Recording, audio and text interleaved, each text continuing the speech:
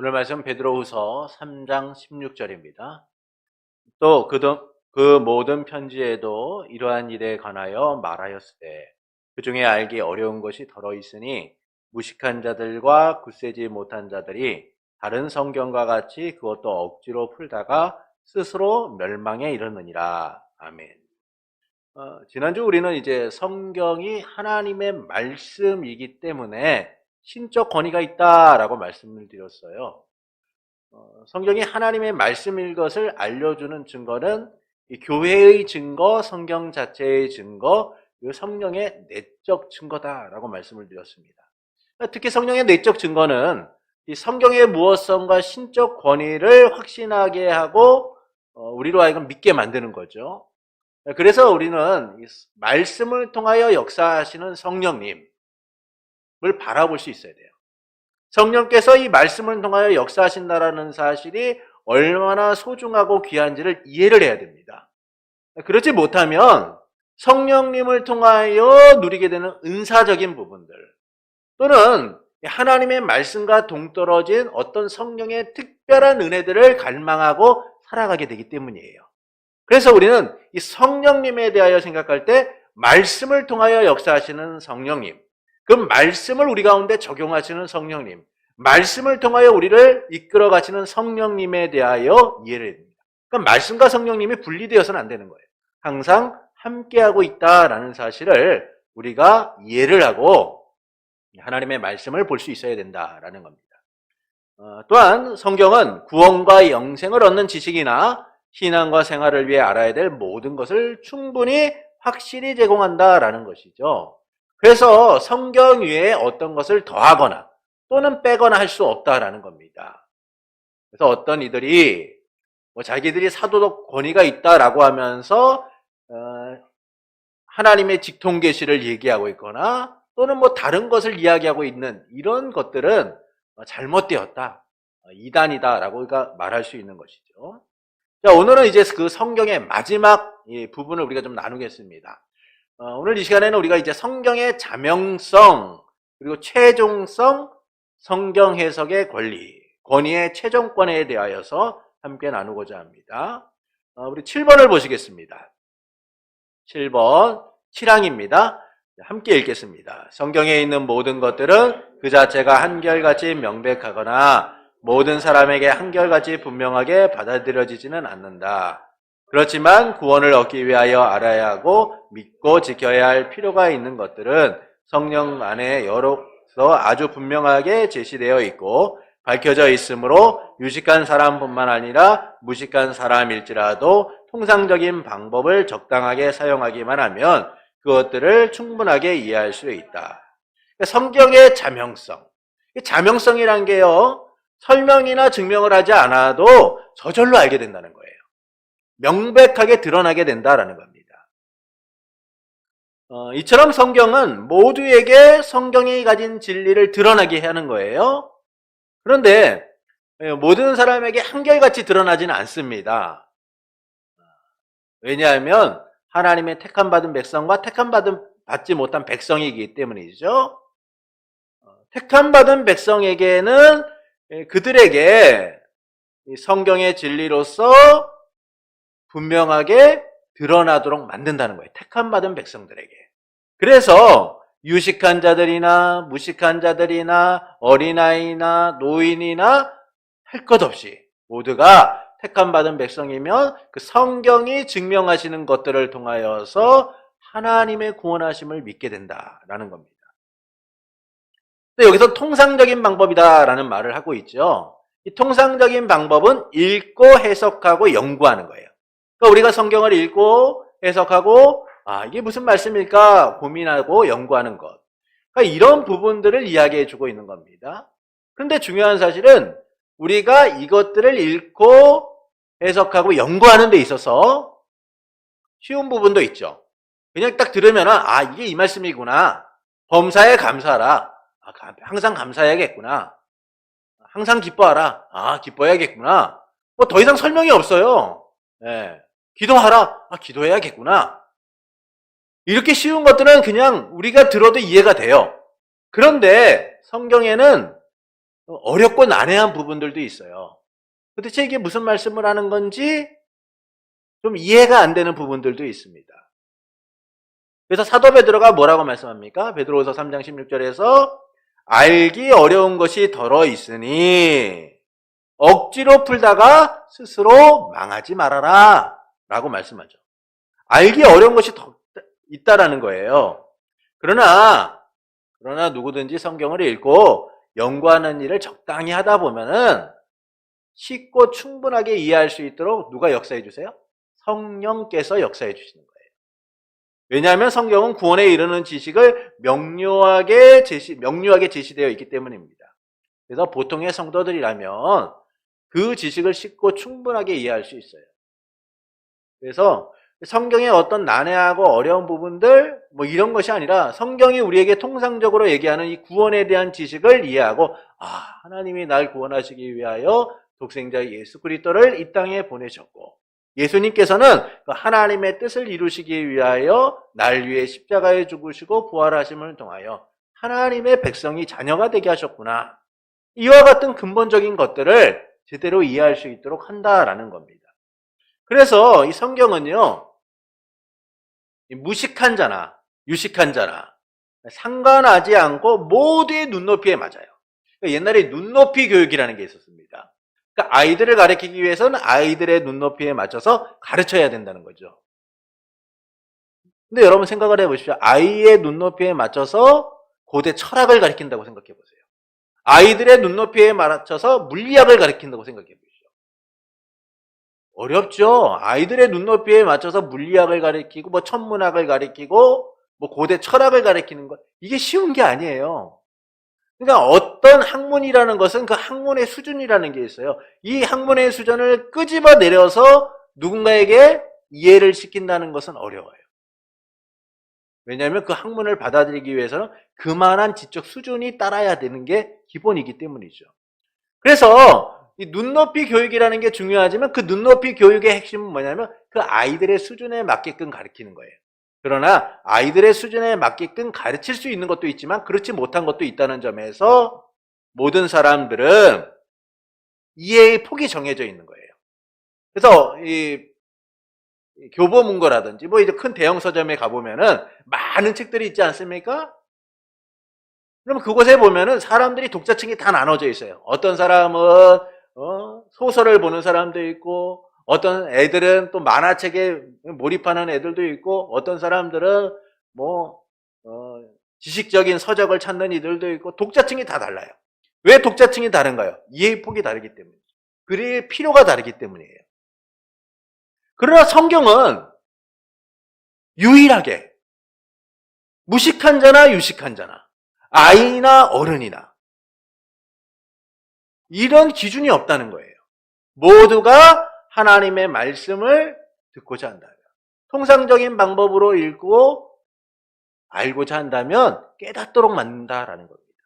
그러니까 독자층의 한계를 넘어서 모든 이들이 그 말씀을 통하여 구원에 대한 지식을 누릴 수 있도록 하는 말씀이 뭐냐? 성경이 유일하다는 거예요.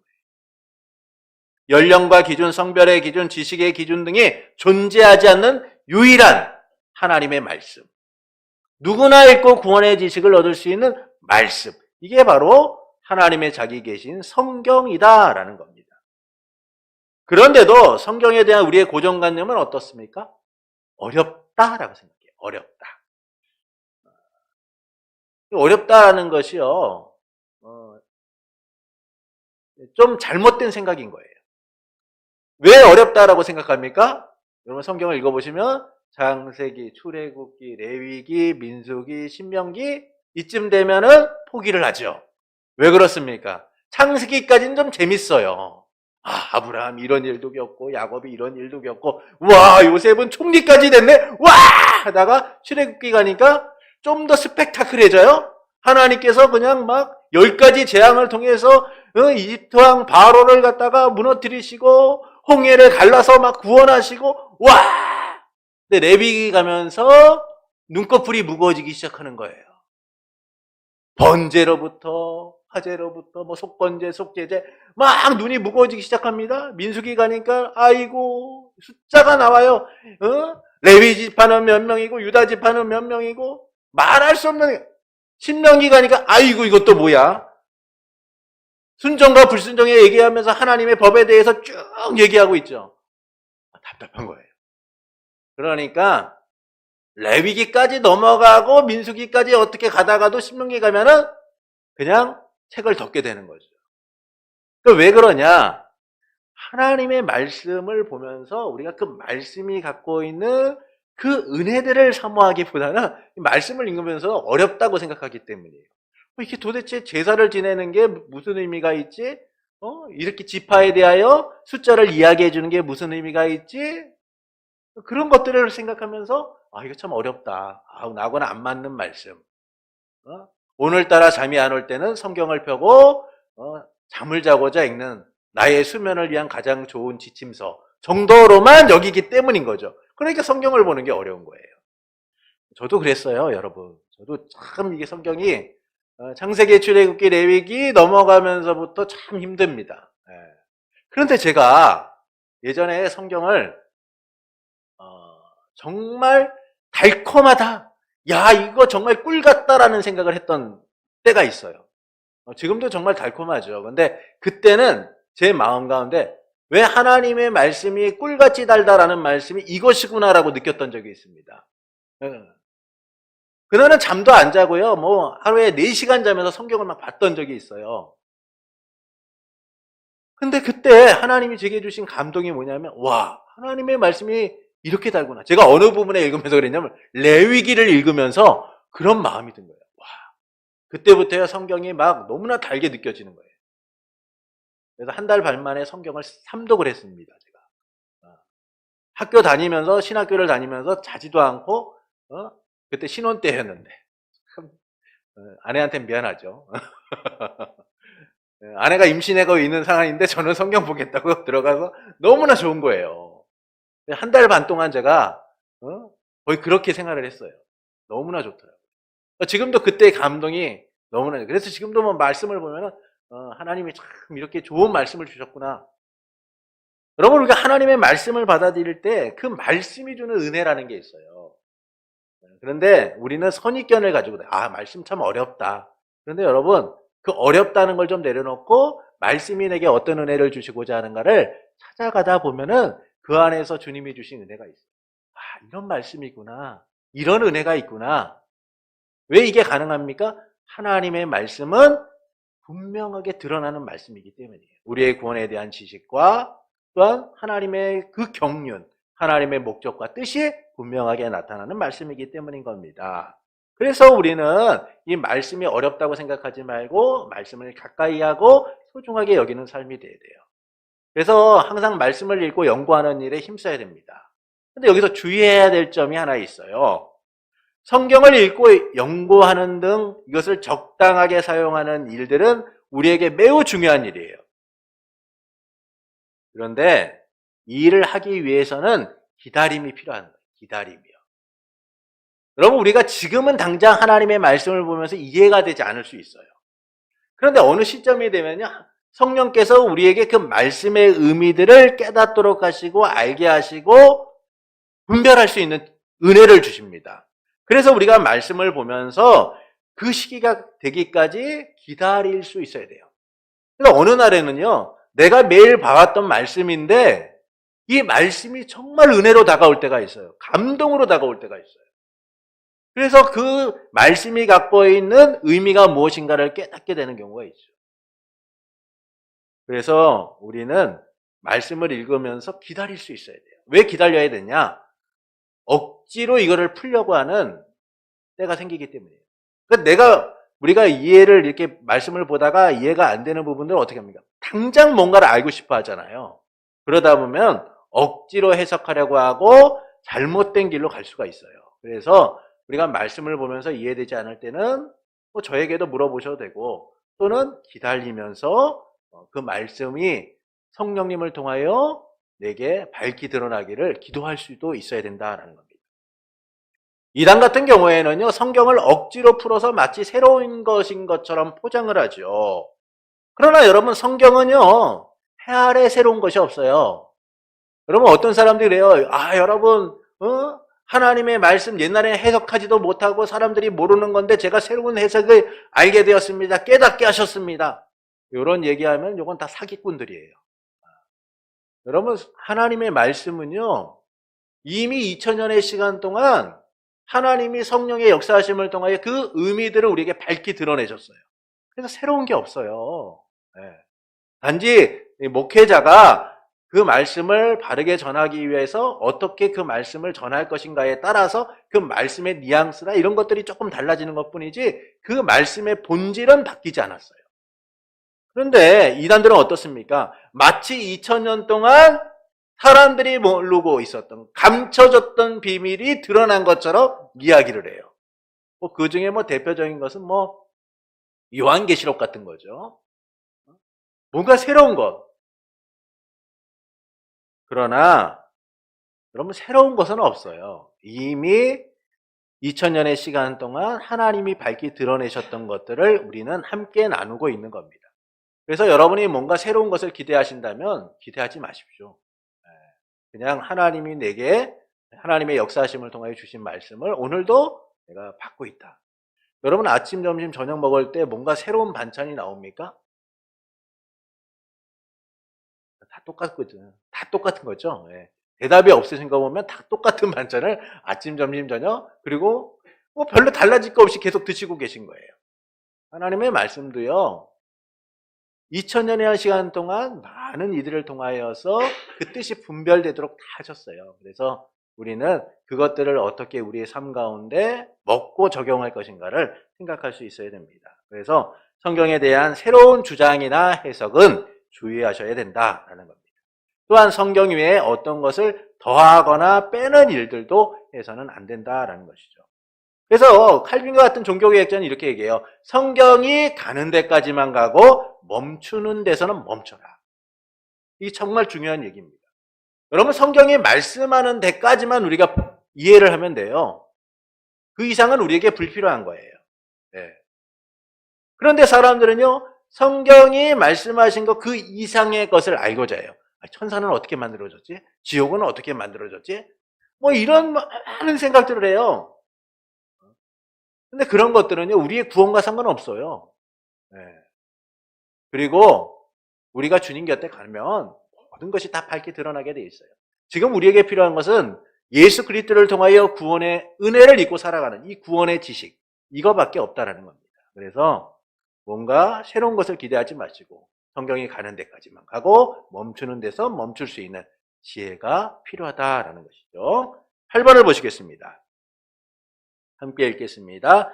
히브리어로 되어 있는 구약 성경과 헬라어로 되어 있는 신약 성경은 하나님에 의해 직접 영감이 되었고 또한 하나님의 비상한 보호와 섭리에 따라 예나 지금이나 순전하게 보존되었기 때문에 그러므로 신이 말만하다. 그렇게 모든 종교적 논쟁에 있어서 교회는 최종적으로 성경에 의존해야 한다. 하나님의 모든 백성은 성경을 가질 권리와 관심을 가지고 있며 하나님을 경외하는 마음으로 성경을 읽고 연구하도록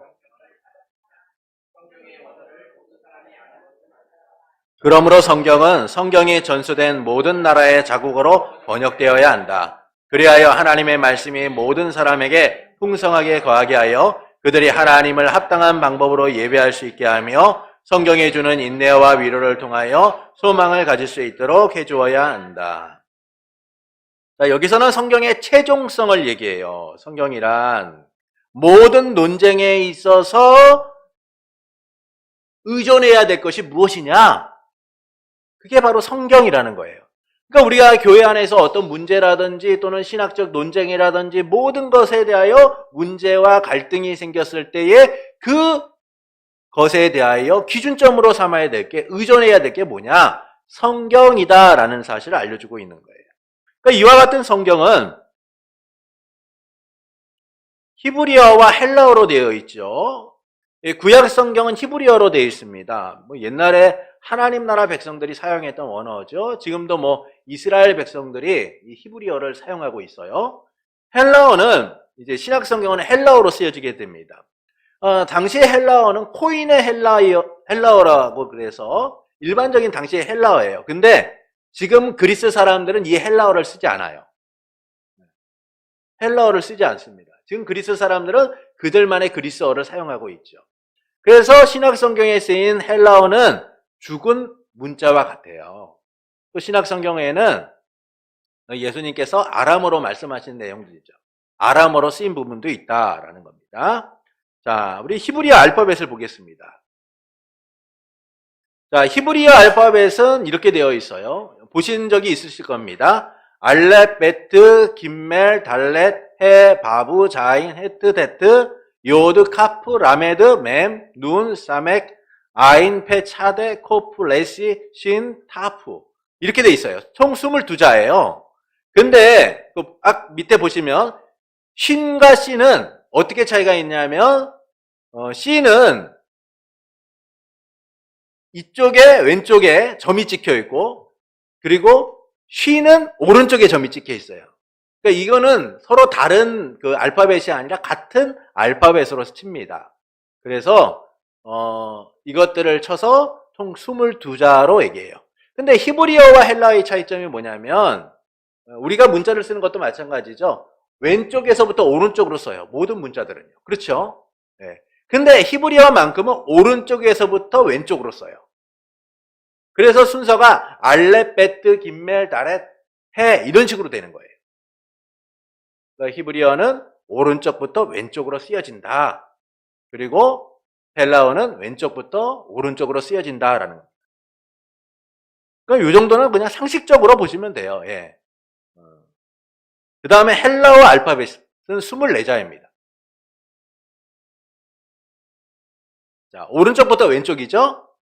왼쪽부터 오른쪽이에요. 헬라어는 알파, 베타, 감마, 델타, 엡실론, 제타, 에타, 세타, 이오타, 카파, 람다, 미, 뉴, 크시, 오미크론, 피, 로, 시그마, 타우, 입실론, 피, 키, 푸시, 오메가. 여기 헬라어로 쓰였던 단어들이 이제 가끔 우리가 쓰기도 하죠. 우리가 알파와 오메가라고 할 때에 그 알파와 오메가는 헬라어의 첫 알파벳과 마지막 알파벳을 얘기해 주고 있는 거예요. 곧 주님께서 모든 것의 시작과 끝이 되신다라는 의미를 갖고 있는 겁니다. 소문자, 대문자가 조금씩 다 다르죠. 예전에 이제 알파벳을, 이 헬라어를 여러분 배우셨기 때문에 쉽게 이해가 되실 겁니다. 이처럼 성경은 구약은 히브리어로, 신약은 헬라어로 쓰여져 있어요. 히브리어 같은 경우에는 뭐 지금도 이스라엘 사람들이 쓰는 반면에 신약 성경에 쓰인 헬라어는 사용하지 않습니다. 사장된 문자예요. 성경의 원문이 보존되어 있다고 할 수는 없죠. 지금은 거의 없어요. 성경의 원문은 없습니다. 여러분 대부분이 우리가 보는 성경은 번역본들이에요. 네. 사본인 거죠. 하나님은 그 원문의 내용들이 이 시대에 우리에게 알려질 수 있도록 유대인들을 통해서 또는 어떤 누군가를 통하여 그것들이 보존될 수 있도록 만드신 거예요. 그리고 우리가 히브리어, 구약과 헬라어로 된 신약을 볼 수 있도록 그것들이 잘 보존되어서 우리에게 오도록 만드신 겁니다. 이와 같은 원어 성경은 신학적 논쟁을 해결해야 하는 데 있어서 최종적 권위를 갖고 있다라고 말할 수 있어요. 그래서 우리가 성경이 무하다고 할 때 그 무어는요, 지금 갖고 있는 우리의 이 성경이 무하다라는 것보다 하나님이 원래 주셨던 그 하나님의 말씀이 무하다는 거예요. 그리고 그것을 우리는 사본을 통하여 지금 우리가 받아보고 있죠. 그래서 여러분 성경에 보시면은 어느 부분에서는 그 숫자가 조금씩 다른 경우가 있어요. 예. 민수기에서는 뭐라고 그랬는데 또 다른 데서 보니까 인원수가 조금 달라지는 그런 내용들이 있습니다. 그거는 이제 사본을 번역하는 데 있어서 사본을 이렇게 쓰다가 보면은 사람이 쓰잖아요. 예. 그러다 보니까 실수를 하는 경우도 있어요. 그런 부분에 있어서 오류가 있는 거지 하나님이 주신 성경 자체는 무어하다라고 우리에게 말할 수 있어요. 그런데 그 무어의 최종이 뭐냐? 하나님이 주신 원문이다라는 겁니다. 자, 이와 같은 이제 그 성경을 볼 수 있는 사람들이 얼마나 될까요? 별로 없습니다. 헬라어나 히브리어 되어 있는 이 성경을 읽고 해석하고 할 수 있는 사람들이 별로 없어요. 목사인 저도 잘 못합니다. 예. 그렇기 때문에 우리가 쉽게 그 하나님의 말씀을 이해하고 받아들일 수 있도록 하기 위하여 자국어로 번역하는 일들이 일어난 거예요. 성경의 번역사를 보시면 당시 원어가 그 시대에는 문제가 되지 않았습니다. 뭐 히브리어 사람, 이스라엘 사람들이 히브리어를 읽는 게 뭐가 문제겠습니까? 당시 헬라어 문화권 속에서 사람들이 헬라어를 읽는 게 무슨 문제가 되겠어요? 아무런 문제가 되지 않아요. 그래서 그들이 읽고 성경을 연구하는 데는 아무런 문제가 되지 않습니다. 그런데 문제는 시대를 거치면서 그 문화가, 그 문자가 사라지고 또 그 문자가 아닌 새로운 문자들을 배워가는 사람들이 등장하기 시작하면서 문제가 생기게 되는 거죠. 어느 일부분의 사람들만이 읽을 수 있는 그런 환경이 조성되게 되는 거예요. 그래서 누구나 이 하나님의 말씀을 쉽게 이해하고 연구할 수 있도록 하는 일들이 필요한 겁니다. 그래서 자국어로 성경을 번역하게 된다라는 거예요. 하나님의 말씀이 우리 안에 거해서 합당한 예배를 하게 하고 성경이 주는 위로 가운데 소망을 누릴 수 있도록 하기 위하여 자국어로 된 성경의 번역이 필요하다라는 것이죠. 중세 시대에는 불가타라는 성경이 있었어요. 제롬이라는 사람이 있었는데 이 제롬이 당시 그 로마가 지배하게 되면서 라틴어라는 문자를 사용하게 됩니다. 근데 이 라틴어가 당시에는 중세 시대까지 아주 주도적인 문자였어요. 학문적인 문자였습니다. 그래서 이 제롬이 라틴어를 신구약 성경 그리고 외경까지 포함한 성경을 만들어 번역하게 됩니다. 이게 불가타예요. 근데 문제는 이 라틴어라는 문자가 사장되기 시작하면서 당시 읽을 수 있는 사람들이 성직자와 지식층밖에 없었던 거예요. 일반 백성들은요, 갖다 줘도 몰라요. 갖다 줘도 모릅니다. 문자가 어려워서 습득하기가 어려운 거예요. 배우지 않으면 할 수 없는. 그렇기 때문에 배우지 못한 성도들은 성경의 말씀을 제대로 이해하지 못하고 그 성경을 통하여 합당한 예배를 드리거나 성경이 주는 위로를 풍성하게 누리지 못하게 되는 거예요.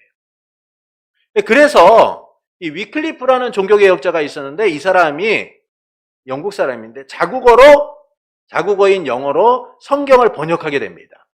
가난한 사제들이라는 유랑 전도자를 파송하면서 라틴어가 아니라 영어로 설교를 하게 하고 영어로 된 성경을 갖다가 그가 번역하게 된 거죠.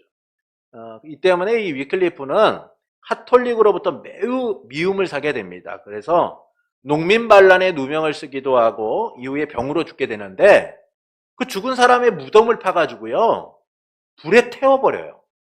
얼마나 그 카톨릭이 이 위클리프를 미워하고 정말 저주했는지를 볼 수 있는 내용이죠. 아니 죽은 사람의 무덤을 파헤쳐가지고 그걸 불에 태워버리는 거예요.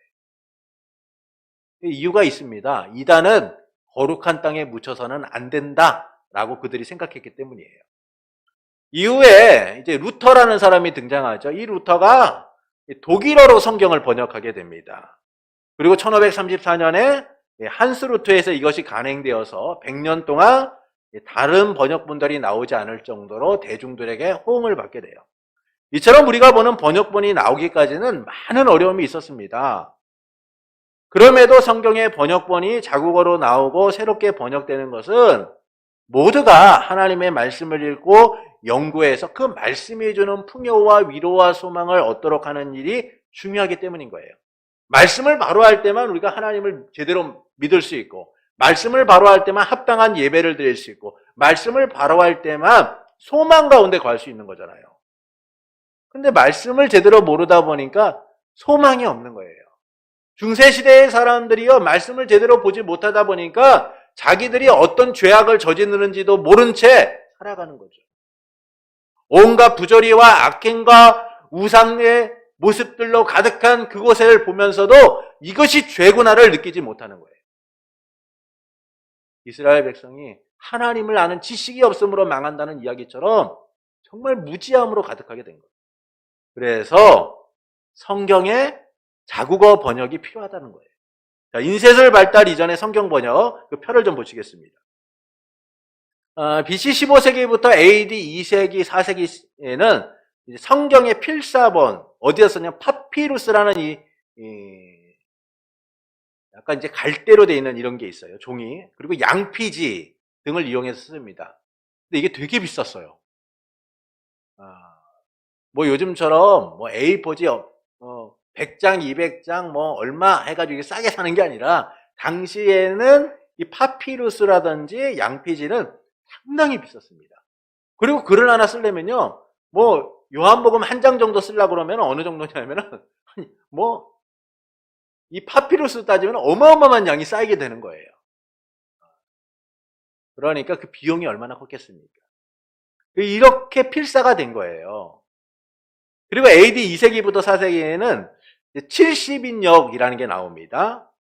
70인역 성경이 나오게 되는데 구약 히브리어를 헬라어로 번역한 가장 오래된 역본이에요.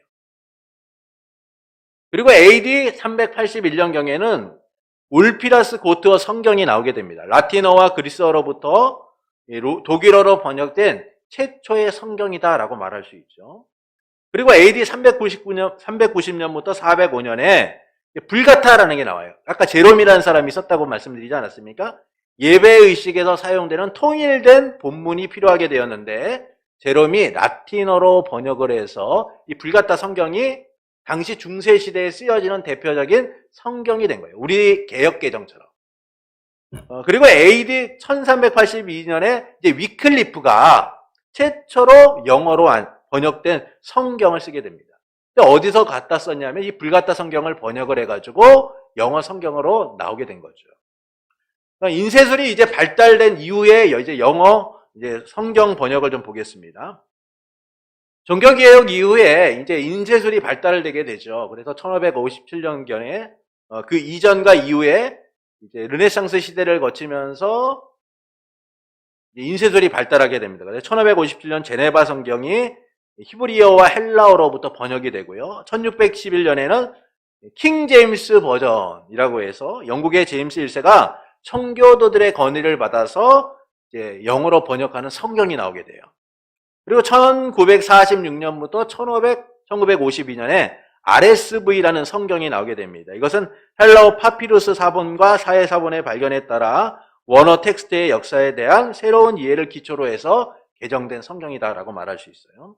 그리고 1966년부터 1976년에는 GNB라는 성경이 나오게 됩니다. 새로운 글자를 습득한 사람들과 정통교회 역본의 표현에 익숙하지 않은 이들에게 준비한 번역본이다라는 것이죠. 그리고 일반적 영어 성경의 대표적인 NIV라는 게 나옵니다. 번역이 명료하고 문학적으로 뛰어나고 전통적이고 보수적인 성격을 갖고 있다 라고 말할 수 있어요. 자, 인쇄술 발달 이후 영어 성경 번역 보시면 이제 문자적 성경과 문자적 번역과 역동적 번역, 자유 번역 이렇게 세 부분으로 나눌 수 있습니다. 그러니까 문자적 번역이다라고 하면은 아주 성경적으로 제대로 이 번역하고자 노력했다라고 말할 수 있죠. 그 대표적인 게 킹 제임스 버전, RSV, NASB 뭐 이런 것들이 있어요. 우리나라 성경을 예전에 보면 개역 성경이라든지 지금 우리가 보고 있는 개역 개정 성경, 또 바른 성경이라는 게 있습니다. 이것들은 성경을 문자적으로 제대로 번역하기 위하여 노력한 성경들을 얘기해요. 반면 역동적 성경이라는 게 있어요. 이것들은 좀 더 쉽게 표현해서 성경의 의미를 좀 손상시키지 않는 부분에서 좀 더 쉽게 사람들이 좀 더 이해하기 쉽게 설명해 놓은 것들입니다. 이게 그게 대표적인 게 이제 NIV, NAB, JB, 뭐 NEB, 표준세 번역, 또 공동 번역. 공동 번역 같은 경우에는 기독교와 이제 천주교가 함께 번역을 한 거죠. 쉬운 성경 이런 것들이 있을 수 있어요. 그리고 자유 번역은 그냥 말씀을 좀 더 쉽게 그냥 자기가 표현하고 싶은 대로 마음껏 표현한 거예요. GMB라든지 LB라든지 현대인을 위한 성경, 현대인의 성경, 다이제스트 성경, 어린이를 위한 성경 이런 것들이 있습니다. 지금까지 본 도표들은 여러분에게 이해를 좀 쉽게 하기 위해서 이렇게 설명을 한 거예요. 그래서 여러분의 필요를 따라서 성경의 번역본을 보는 것들이 좋아요. 그런데 제가 말씀드리고 싶은 것은 자유번역이라는 것은 여러분 보면 안 돼요. 될 수 있으면 안 보는 게 좋습니다. 예, 그래서 문자적 번역으로 된 것, 그리고 역동적 번역으로 된 것 정도. 그러니까 문자적 번역으로 된 것을 기본으로 하되, 그리고 역동적 번역이 된 것을 함께 보는 것들이 좋아요. 그래야지 우리 표현으로 좀 더 쉽게 이해할 수 있습니다. 문자적 번역으로 된 것 중에서 여러분이 추천을 드리자면 바른 성경이라는 게 있어요. 이 바른 성경이 좀 더 성경의 원문에 가깝게 문자적으로 제대로 번역한 겁니다. 그래서 만약에 여러분이 성경 연구를 위해서 보신다면은 개역개정, 바른 성경, 그리고 여기서는 쉬운 성경 정도를 이렇게 세 개를 같이 보시면 이해가 좀 더 쉽게 되실 수 있어요.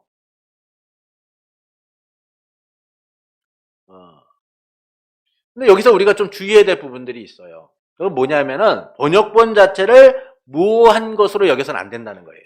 그러니까 번역본은 뭐예요? 원문을 근간으로 해서 번역을 하다 보니까 원문의 의미가 약간씩 제대로 전달이 안 될 수가 있어요. 네. 우리가 예전에 그 선교사님들 오셔가지고 얘기했잖아요. 뭐 우리의 문화 속에서는 뭐 괜찮은 것들이 그들의 문화 속에서는 그렇게 설명을 하면 큰일 나는 거다. 그래서 그들이 이해할 수 있도록 번역을 하다 보니까 조금 우리와 뉘앙스도 다르고 다른 부분이 있다라고 얘기했죠. 그런 것 같은 거예요. 그래서 우리는 오직 무한 하나님의 말씀은 원문이고 이 원문을 기초로 해서 성경이 번역되었다는 사실 속에서 이것들을 이해하는 것들이 필요합니다. 그런데 어떤 이들은요, 이 번역본을 성경적으로 아주 무하다라고 얘기하는 이들이 있어요. 이게 말씀 보존학계와 같이 또는 침례해라는 명목을 갖고 있는 이제 이들 중에 킹 제임스 버전만이 무한 하나님의 성경이다라고 말하는 이들이 있습니다. 그래서 그들은 우리가 쓰고 있는 그 번역본들과 다르게 가장 성경의 올바른 번역본들을 사용해서 번역을 했기 때문에 이 킹 제임스 버전은 역사적이고 전통적이고 모든 면에 있어서 무하다. 그래서 개역 개정이라든지 뭐 쉬운 성경이라든지 뭐 바른 성경이라든지 이런 것들은 오류가 많다. 그러니까 그런 거 볼 필요 없어. 킹 제임스 버전만 봐야 돼. 이렇게 주장하는 사람들이 있어요. 여러분 이거는 정말 잘못된 생각이에요. 제가 말씀드렸죠? 오류가 없는 하나님의 말씀은 원본만이에요. 그리고 그 원본을 하나님께서는 섭리 가운데 보존하셔서 사본들을 통하여 그 말씀들을 우리가 받아서 살아갈 수 있게 하신 거죠. 근데 이것이 번역되는 과정 속에서 조금씩 뉘앙스도 다르고 좀 다른 부분들이 있을 수 있어요. 그래서 우리가 어떤 번역본들이 옳다라고 얘기하는 것들은 주의해야 될 부분들이다라는 겁니다. 그래서 번역이라는 것은 완전하지 않기 때문에 항상 새롭게 개정되어야 되는 거예요. 완전을 향해 가야 되는 거예요. 그래서 오늘도 우리가 창세기 33장 10절과 11절에서 예물이라는 단어를 가지고 말씀드렸잖아요. 10절에선 예물이 선물이라는 의미로 쓰이는데 11절에선 예물이 복이라는 의미로 쓰여요. 그래서 다른 성경에서는 예물을 받아주십시오, 복을 받아주십시오라고 번역한 부분들도 있어요. 그러니까 이게 차이들이 다 있어요. 그런데 어느 한 성경만을 무하다라고 얘기하는 것은 우리가 주의해야 될 부분이다라는 겁니다. 모든 성경은 계속 번역됨을 통하여서 원본에 가까이 나갈 수 있도록 우리가 좀 더 쉽게 이해할 수 있도록 하는 일들이 필요하다라는 것이죠. 9번 보시겠습니다. 우리 함께 읽겠습니다. 성경을 해석에 의한 무한 법칙은 성경 자체이다.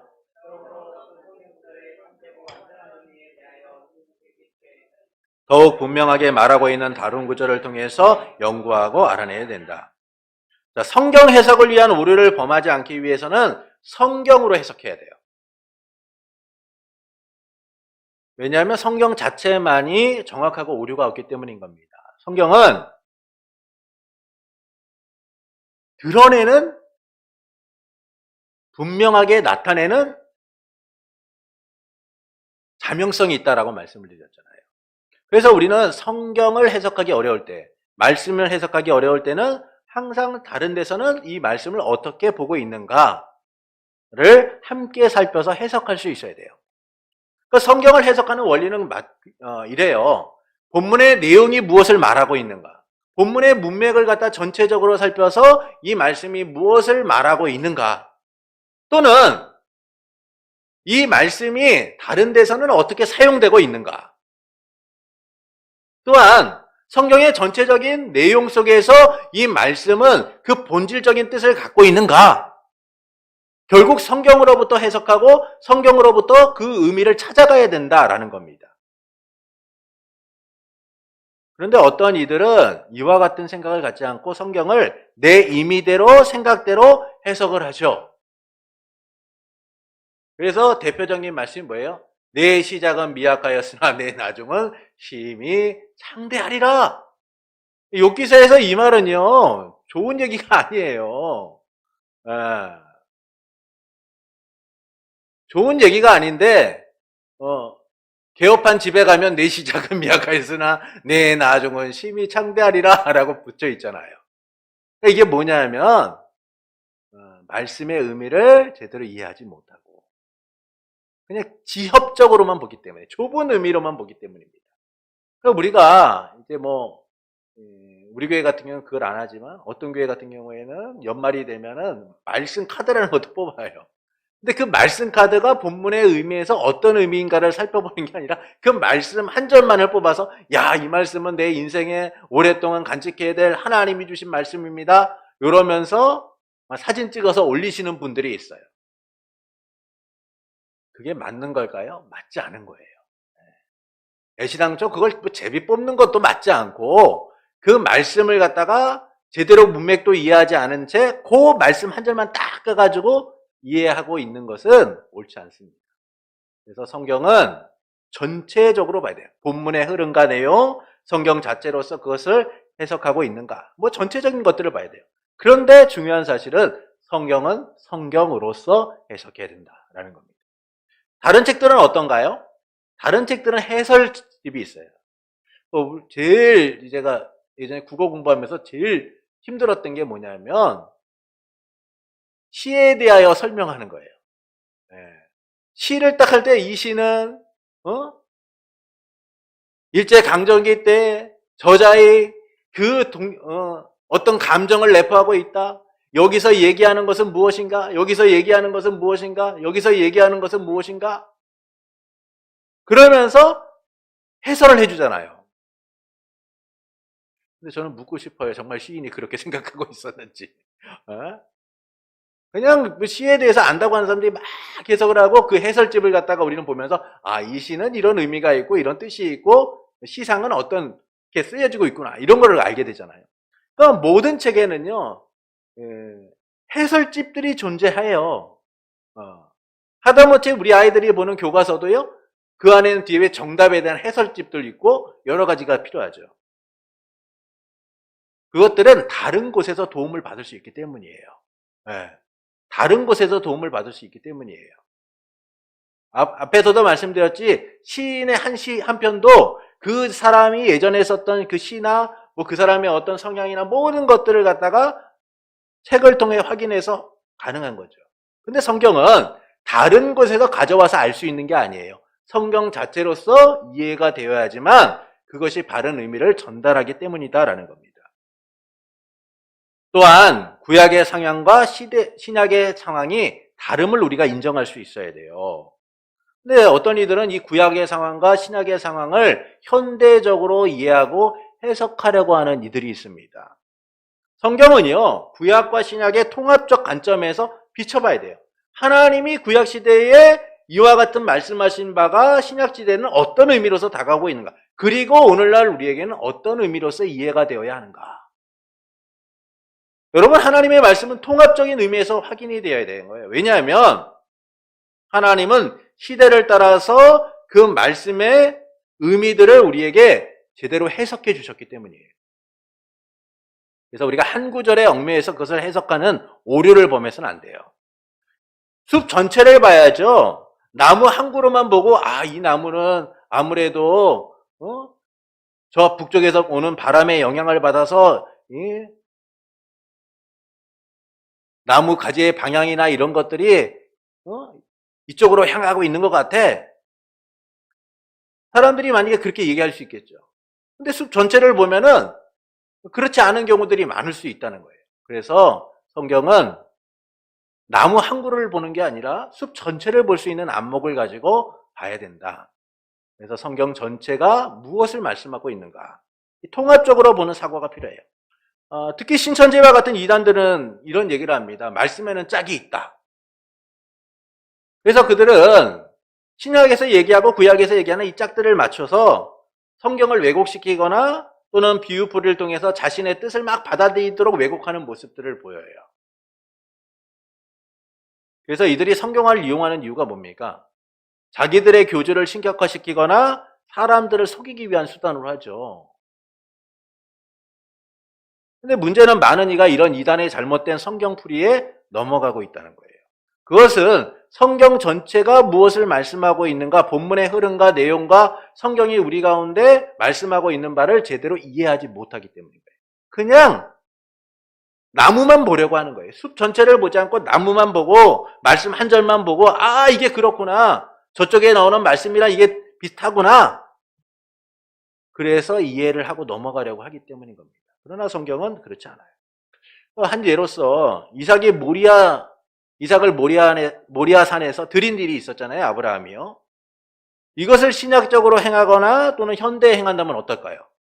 큰일 나죠, 여러분. 지금 당장 제 아들 하민이를 저 산에 들어가가지고 칼 들고 막 가가지고 하나님이 그냥 나로 하여금 아들을 드리라고 하셨어. 그리고 제가 산에 올라가서 제단을 쌓고 그 위에다 애를 눕혀놓고 칼을 딱 들고 있으면 사람들이 뭐라고 그러겠습니까? 바로 신고 들어가죠. 이상한 사람 나타났다고. 아마 뉴스에도 뜰 겁니다. 모자이크 처리되고 얘기하겠죠. 제가 안 가려고 그랬는데요. 뭐 이러면서. 여러분, 과거와 신약시대, 구약과 신약시대, 현대를 바라보는 관점은요, 하나님이 본질적으로 무엇을 말씀하시는가를 성경에서 찾아가야 되는 거예요. 근데 이것을 비단 단편적인 예를 가지고 그것을 갖다가 적용하려고 하면 문제가 되는 겁니다. 옛날에 그런 일이 있었어요. 아들이 병이 났어요. 아들이 병이 났는데 기도하면 낫는다는 거예요. 기도하면 낫기도 하죠. 그런데 애들이 병이 났는데 그냥 기도만 한 거예요. 그러다 아이가 사망을 했어요. 근데 문제는 그 아이가 부활한다고 믿고 그냥 내버려둔 거예요. 옛날에 그게 뉴스에 나가지고 한번 크게 문제가 된 적이 있습니다. 여러분, 하나님은 구약시대에는 구약시대에 맞는 그와 같은 말씀들로 사시는 거예요. 신약시대는 신약시대. 그리고 오늘 우리 시대는 뭐예요? 하나님의 일반 은총 속에서 우리가 병원 가서 치료받고 또 기도하는 가운데 소망을 얻고 그 가운데 하나님의 특별한 은총으로 치료받기도 하고 이것들이 함께 이루어지는 거예요. 그런데 구약과 신약시대의 어떤 특별한 예를 갖고 와서 지금 현대에 적용하려고 하면 문제가 되는 거예요. 왜 그러냐? 성경을 통합적으로 보는 것이 아니라 한 부분만을 보고 그걸 문자적으로 이해하려고 하기 때문인 거예요. 그래서 성경을 통해 성경을 알아가기 위하여 우리는 항상 읽고 연구하는 일에 힘써야 될 뿐만이 아니라 성경을 통해서 성경을 이해하고 해석할 수 있는 이들이 되어야 된다는 겁니다. 여기서 중요한 것은 성경 전체가 무엇을 말씀하고 있는가, 그것들을 보고 우리가 적용하는 삶들이 나타나야 된다는 것이죠. 10번을 보시겠습니다. 최고의 재판관은 성경에서 말씀하신 성령 외에 다른 아무도 될 수 없다. 이 재판관에 의하여 종교에 관한 모든 논쟁이 결정되어야 하고 교회 회의, 모든 신조와 고대 교부의 학설과 사람들의 교훈과 거짓 영들이 검토되어야 하며 그 판결에 우리는 순복해야 된다. 권위의 최종권은 성경에서 말씀하시는 성령님 외에 없는 거예요. 그러니까 제가 앞서 말씀드렸잖아요. 성경과 성령님이 분리되어 있는 게 아니에요. 성령님께서는 말씀을 통하여 역사하시는 분이에요. 말씀을 밝히시는 분입니다. 말씀을 통하여 하나님의 뜻을 분별하게 하시는 분이에요. 그래서 우리가 종교적이나 신학적이나 어떤 논쟁이 있게 됐을 때에 그 최고의 재판관이 누구냐? 성경에서 말씀하시는 성령님이시다라는 겁니다. 이 이야기는 성령께서는 말씀을 통하여 우리에게 분별할 수 있게 하신다는 거예요. 그래서 성경에 말씀이 없이 성령님이 독자적으로 어떤 계시나 특별한 것을 제공하시는 게 아니라는 겁니다. 그래서 성경에서 말씀하시는 성령님을 통하여 우리는 바른 것을 이해하고 깨닫게 된다라는 거예요. 그래서 최고의 재판관이 누구냐? 성경에서 말씀하시는 성령님이시다라는 겁니다. 그러니까 이와 같은 일들을 우리는 이 교회 역사 속에서 발견하게 돼요. 삼위일체 교리라든지 또는 예수님의 신성과 인성에 대한 부분들이라든지 이런 논의들이 끊임없이 있었어요. 그런데 그 과정 속에서 성경을 통하여 말씀하시는 성령님을 통하여 당시의 사람들이 이단의 많은 도전과 공격 속에서도 하나님의 말씀을 붙들게 되었고 밝히 드러낼 수 있게 된 거죠. 그래서 모든 최고의 결정권자는 성경에서 말씀하시는 성령님이시다라는 거예요. 그래서 우리는 성경에서 말씀하시는 성령님께 기도하며 말씀의 바른 길을 가도록 기도할 수 있어야 되는 거예요. 오직 말씀은 성령의 역사하심을 통해서만 바르게 이해될 수 있기 때문인 겁니다.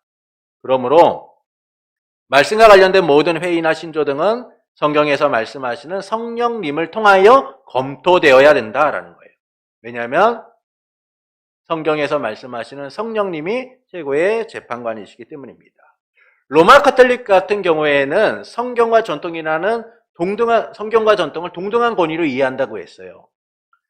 여기에 교황의 무호성을 함께 주장하면서 성경, 전통, 교황 이렇게 같이 보는 경우도 있죠.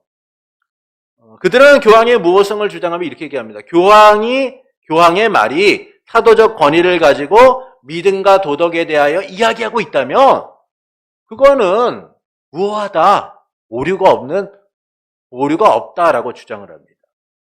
그 외에는 무호하지 않은 부분도 있다라고 얘기해요. 이 때문에 성경과 전통의 해석들이 필요한 경우에 그 해석의 권리를 누구에게 줬냐면 교황과 주교들의 모임이었던 이 베지스테리움이라는 게 있어요. 주교들이 모여서 이제 회의를 하는 베지스테리움이라는 이 회의 기구가 있었는데 이들에 의하여서 전통이라는 게 세워져요. 그 전통에는 마리아 승천설 이런 여러 가지 것들이 다 포함되어 있습니다. 성경적이지 않은 것들이 전통이라는 이름하에 그 권위를 가지고 있는 이들에 의하여 잘못 만들어지게 된 거죠. 이는 교황이나 주교 모임이 최정권자라고 말하는 당시의 문제를 이야기해주고 있는 거예요. 사람이 최정권자가 될 수 없다는 거예요. 어떤 모임이 최정권자가 될 수 없다는 겁니다. 모든 결정의 최종권자는 성경에서 말씀하시는 성령님이시다. 그래서 이 권위의 최종권을 누구에게 돌려드리고 있는 겁니까? 성령님께 돌려드림을 통하여 인간이 최종권을 가질 수 없다는 사실을 드러내고 있는 거죠. 왜냐하면 당시 천주교회가 로마 카톨릭이 인간을 최종권자로 두어서 전통을 만들게 하고 비성경적인 것들을 전통으로서 만들었기 때문인 거예요. 그래서 그 권위를 성경에서 말씀하시는 성령님에게 두므를 통하여 인간이 최종권자가 아니라 오직 성경에서 말씀하시는 성령님이야말로 최종권자이시다. 최고의 재판관이시다라고 말씀해주고 있는 겁니다. 이제 요약을 보겠습니다. 성경은 이제 유식한 자이건 무식한 자이건 성경을 읽고 연구하면 설명하고 증명하지 않아도 진리를 드러내 충분히 이해할 수 있도록 한다. 성경의 자명성을 얘기해주고 있죠. 모든 종교적 논쟁에 있어서 교회는 최종적으로 성경을 의존해야 된다. 성경의 최종권이에요. 그리고 성경으로 말씀하시는 성령님이 최고의 재판관이 되신다라는 겁니다. 그리고 성경의 해석은 성경으로만 해야 된다. 어떤 다른 것이 포함될 수 없다는 거예요. 그래서 우리는 항상 이 성경을 하나님의 말씀으로 받아들이고 성경을 바르게 이해하고 해석하는 일들, 바르게 읽고 연구하는 일들이 필요한 겁니다. 베레아 교회의 성도들처럼 말씀을 받을 때 이 말씀이 옳은가 그른가를 분별할 수 있는 지혜를 하나님께 구하고 또 성경을 그렇게 연구할 수 있는 성도들이 되어서 하나님의 말씀을 붙들고 이 땅 가운데 말씀의 씨앗을 내리고 말씀의 열매를 거두는 복된 성도들이 되기를 예수님의 이름으로 축원합니다.